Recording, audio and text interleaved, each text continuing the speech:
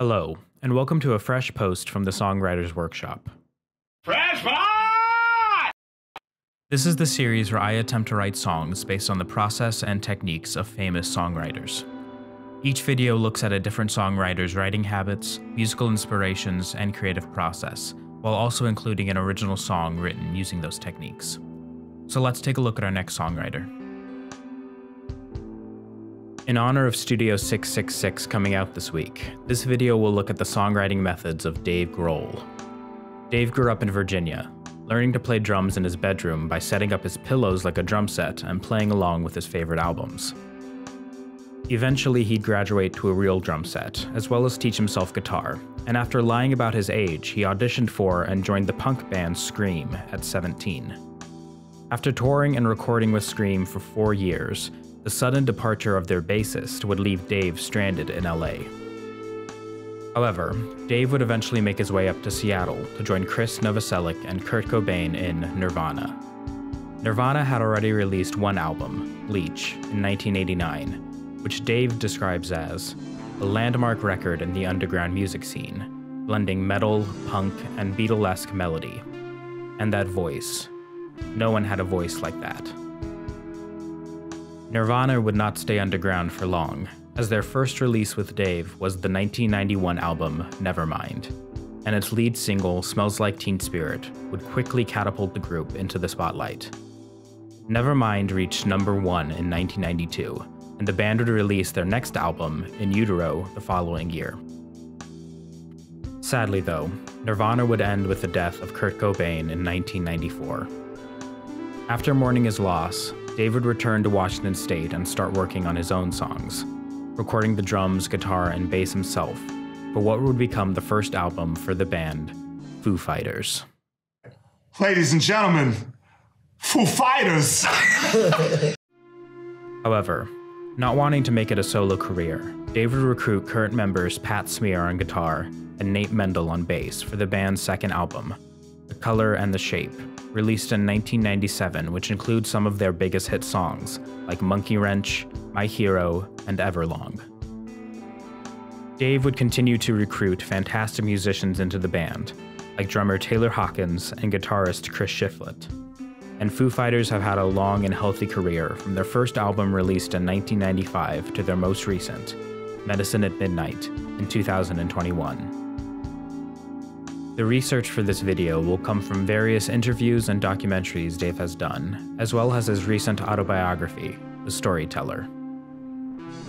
The Storyteller is an amazing collection of stories from Dave's life, including the time he broke his leg at the beginning of a Foo Fighters stadium show and proceeded to play the rest of the 2.5-hour concert, rocking out to the New Orleans Preservation Hall Jazz Band with AC/DC and Paul McCartney, and having Joan Jett read his daughter a bedtime story.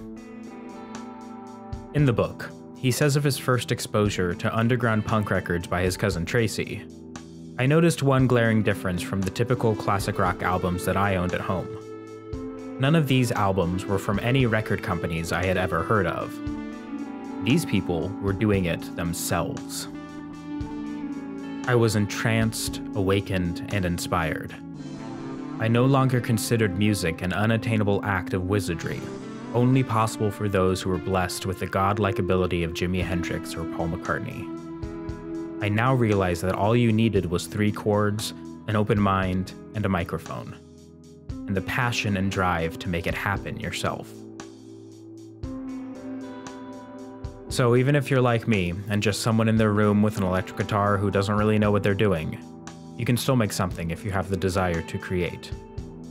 So with some advice from Dave, let's get started. I started my song with music. Dave says of playing with Nirvana, "Every rehearsal began with a noise jam, which became a sort of improvisational exercise in dynamics, ultimately honing our collective instinct and making it so that the song structure didn't necessarily need to be verbally arranged. It would just happen. So most of my first session was just jamming with myself, recording a riff or a chord progression, then playing something over it until I found something I liked. I just made noises until I found something that eventually sounded cohesive." Dave continues talking about this exercise in dynamic in the book, saying, This method was instrumental in the quiet, loud dynamic that we became known for, though we hardly invented it. Tight, simple verses that explode into giant, screaming choruses. While this is Nirvana specific in the book, I hear a lot of this quiet, loud dynamic in Foo Fighters as well, so this is something that Dave brought into his own songwriting and something I tried for in my song to some extent. Now, as I said in a previous video on Phil Collins, I'm not a drummer, and I barely have any experience putting together drum parts, so my apologies to any drummers out there that were hoping for a Dave Grohl drum tutorial, and for the programmed drums on my song. However, I do play guitar, and Dave has an interesting take on how to play guitar based on his drum background. In a Foo Fighters video explaining the genesis of the song Everlong, Dave says, "Because I'm not a trained guitar player, I actually look at this guitar, this instrument, like it's a drum set. So I look at the low strings like they're kicks and snares, and the higher strings like they're cymbals. So the pattern in which I'm strumming is almost like a kick drum pattern." This was a really interesting way for me to look at creating a guitar part. I never looked at it in such a percussive way. Using this technique, I came up with some riffs that felt more driving and dynamic. With some riffs ready from my jam session, I started putting the music for my song together. On arrangements of songs, Dave has this to say, "Nothing else fascinated and stimulated my mind as much as the composition and arrangement of a song, and every waking hour were spent unraveling this mystery. Having no true music training, I didn't refer to the sound as notes on paper. It became shapes that I could see in my head as I listened intently to the multiple layers of instruments." Dave goes on to explain that this is a form of synesthesia, a neurological condition where when one sense, in Dave's case hearing, is stimulated, a second sense, Dave's vision, is involuntarily triggered as well, meaning he essentially sees music in his head. He says later in the book that his childhood obsession with Legos lended to his arrangement skills, saying, "Part of my seeing music is seeing individual parts of songs as blocks of Legos, a playful form of synesthesia that still to this day helps me memorize arrangements and compositions." Unlike Dave, I don't have synesthesia, but thinking of a song arrangement as building blocks did help in my construction. Adding more layers of blocks to a section made it stronger and heavier, and having less layers made it more vulnerable. Also, building up a section in this way, starting with 1 or 2 building blocks and then adding more and more until it creates a wall of sound. It was also during this time that I started thinking about the vocal melody of my song. I didn't have any words yet. I'll talk more about Dave's lyric writing process in a moment, but while I was working on putting my arrangement together, I started singing some nonsense syllables over my instrument track to create a vocal melody. Being a Beatles fan, Dave loves a good melody, which comes through in a lot of his songs. He says that while recording the Foo Fighters album, There Is Nothing Left to Lose, I was obsessed with AM Gold music at the time, soft rock hits from the 70s. Those rich, melancholy melodies were making their way into our new songs. He continues, "Popular rock music at the time had turned its focus to a new genre, nu metal. There was a glaring absence of melody in most nu metal songs, and it was my love of melody, inspired by the Beatles from an early age, that led me to write from a much gentler place."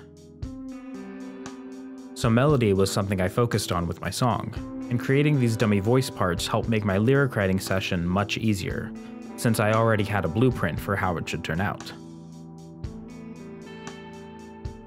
With a demo of the music pretty much in place, I focused on my lyrics.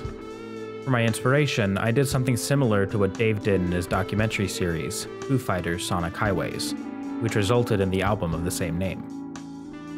In the series, Dave and the Foo Fighters travel to different well-known music cities like Chicago, Nashville, and New York, where they write and record a song at a local studio. For inspiration, Dave interviews local musicians about the city's musical background and the stories of the people that made their musical landscape. He then incorporates those stories and feelings into the lyrics of the song. So for my song, I did something similar, but instead of looking at a city, I used Dave's book as the source of my inspiration. In particular, I wrote from Dave's perspective, from his story about holding a John Bonham seance as a teenager, praying to the rock gods to imbue him with success. Dave, I think it worked. To go even further, I even picked out some quotes from the book that I adapted into my song, similar to the stealing from books method I talk about in my Jeff Tweedy video, and something that Dave seemed to do from time to time in Sonic Highways. Using this method helped a lot in the lyric writing process, since drawing from an already rich source like a book or the musical history of a city helped spark inspiration. There is another great lyric tip of Dave's that I used in my song. In a video where he's talking to Kyle Gass from Tenacious D about writing a hit song, Dave says, "Think about it like it's a bumper sticker." Now, I don't think Dave was being completely literal with this, but there is something to be said for writing something that feels instantly relatable, especially for a hook. Without going too far into the realm of cliché, writing a chorus that feels simple, easy to latch onto, and most importantly, memorable is a great place to start. So with keeping that in mind, I finished up my lyrics, and over the next couple of days I finished recording a demo of my song. This song ended up being an interesting experiment for me. I don't have much, if any, background in writing rock or punk music, though I've been listening to it since I was a teenager. So stepping out of my comfort zone was a worthwhile experience, and I'll be taking a lot of Dave's methods with me into my other songwriting. But before I play the demo, here's a final quote from Dave's book that relates to why I started doing these videos and writing these songs. In the chapter containing various stories of him meeting his musical inspirations, he says, "Why do these people mean so much to me? Because people inspire people, and over the years they have all become part of my DNA. In some way, I have been shaped by each and every note I have ever heard them play. Memories have been painted in my mind, with their voices as the frame."